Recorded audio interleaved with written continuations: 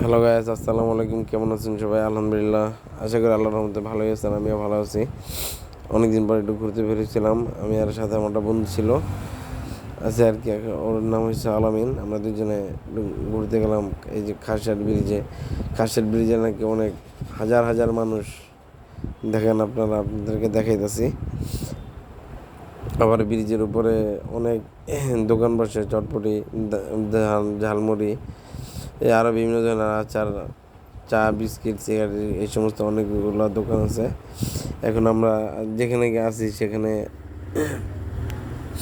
এক ভাই মুড়ি বিক্রি করে এই ব্রিজের উপরে। যতগুলো দোকান আছে তার থেকে এই ভাইয়ের মুড়িটাই খুব ভালো।